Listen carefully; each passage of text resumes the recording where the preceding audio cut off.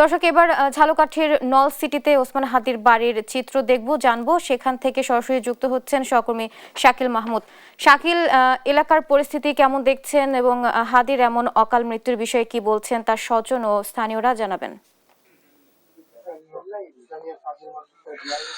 এই মুহূর্তে আছি ইনকিলাব মঞ্চের মুখপাত্র ওসমান হাদির বাড়িতে এবং আমরা একেবারেই সকালে সেখানে উপস্থিত হয়েছি এবং এসে যেটা দেখলাম যে হাদির যারা অনুসারী আছে, স্বজন আছে, ছোট ভাই, প্রতিবেশী, বন্ধু সবাই কিন্তু এখানে আসছে এবং এই যে বাড়িতে এসে তারা হাদির সাথে যে সময় কাটিয়েছে সেই সব বিষয়ে কিন্তু তারা স্মৃতিচারণ করেছে এবং সবাই কিন্তু একটাই দাবি জানিয়েছে যে যত দ্রুত সম্ভব যারা এই ওসমান হাদির হত্যাকাণ্ডের সাথে জড়িত তাদের যেন দ্রুত আইনের আওতায় আনা হয়, সেই দাবি কিন্তু সবাই জানিয়েছে। এর আগে আমরা কিন্তু হাদির যে গ্রামের বাড়িতে আমরা কিন্তু সকাল সকাল আসি এবং এসেই আমরা যেটা এখানে যারা হাদির যারা স্বজন ছিল তাদের সাথে আমরা কথা বলেছি,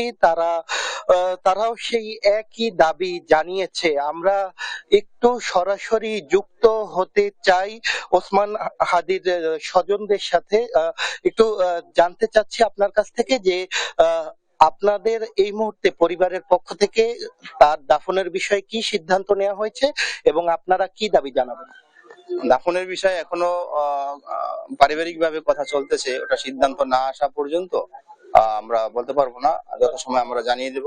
ওসমান হাদি কি কোনো কিছু বলে গেছে আপনাদের, বা কোনো কিছু কি তার কবিতায় লিখে গিয়েছে যে তাকে কোথায় দাফন করা হোক? বা হ্যাঁ, আমরা আসলে বিভিন্ন লেখনীতে বা আবৃত্তিতে অনেক সময় লক্ষ্য করেছি যে তাকে যদি শহীদ করে দেওয়া হয় বা কেউ যদি তাকে মেরে ফেলে তাহলে যেন তাকে তার আব্বার কবরের পাশেই যেন সমাহিত করা হয়, এতটুকুই।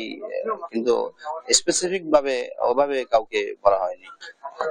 আমরা কথা বলছিলাম হাদির স্বজনদের সাথে, তারা কিন্তু এখন পর্যন্ত যে হাদির দাফনের বিষয়ে কিন্তু তারা কোনো সিদ্ধান্ত নেয়নি এখন পর্যন্ত। এর পাশাপাশি তারা কিন্তু দাবি জানিয়েছে যারা এই হত্যাকাণ্ডের সাথে জড়িত তাদের যেন দ্রুত আইনের আওতায় আনা হয়। তো ঝালকাঠি থেকে এতটুকুই ছিল আমার কাছে থাকা সব শেষ।